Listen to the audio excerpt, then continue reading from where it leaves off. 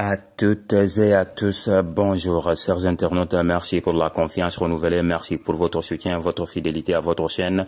Camon Sport News, c'est la chaîne sportive qui vous donne des informations sportives en temps réel. Abonnez-vous, touchez la cloche de notification et donnez-nous un like pour nous motiver. Dans un match très animé entre Al Fateh de Ben Debka et Al Ahli de Riyad Mahrez, c'est le premier qui est venu à bout du second. Le début du match était en faveur d'Al Ahli, le club situé à Jeddah a obtenu un coup franc que Riyad Mahrez a exécuté et le centre de l'international algérien a été détourné par un joueur adverse dans ses propres filets. 1-0 quelques minutes après. Al Fateh revient au score sur un penalty et rentre au vestiaire sur un score de parité, 1 but partout.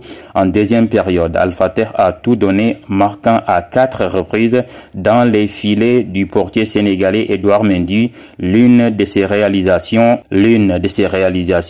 est l'œuvre de l'international algérien Sofiane Ben Debka qui a transformé froidement un penalty dans les filets de Edouard Mendy. Score final 5-1 pour Al Fateh est une première défaite pour Al Ahli. Al Fateh est un petit pont de Mahrez vire en bagarre. Terrible soirée pour l'international algérien et Riyad Mahrez, le capitaine de l'équipe algérienne qui a quitté Manchester City pour rejoindre Al Ahli en Arabie Saoudite, a connu une lourde défaite en championnat contre Al Fateh avec son club cerise sur le gâteau. Le vert s'est battu en plein match. Vers la fin de la première rencontre du match opposant Al Ahli Al Fateh, le joueur brésilien Petros Mateus ne semble clairement pas avoir aimé se faire pousser par Mahrez suite à son intervention pour lui retirer la balle. Le joueur, dès s'être relevé, s'est directement attaqué au natif de Sarcelles, le bousculant et le tirant par le maillot. Toutefois,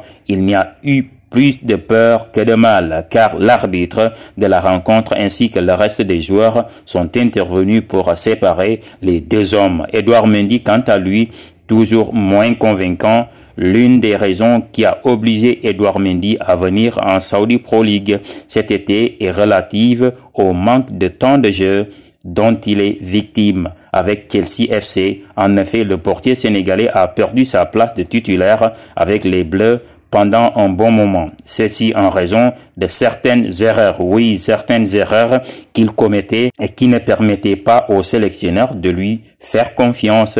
On espère qu'il ne va pas se retrouver dans la même situation avec Al Ahli SC. En tout cas, hier, c'était un très bon match. Malgré tout cela, Al Ahli a tout fait pour revenir au score, mais il s'est vu toujours contré par l'équipe adverse qui était bien en place, qui était sur toutes les balles, sur gagner tous les duels. C'est pour cela. Mais ils ont fait quand même un bon début de match. Ils n'ont pas su gérer ça, mais c'est pour cela.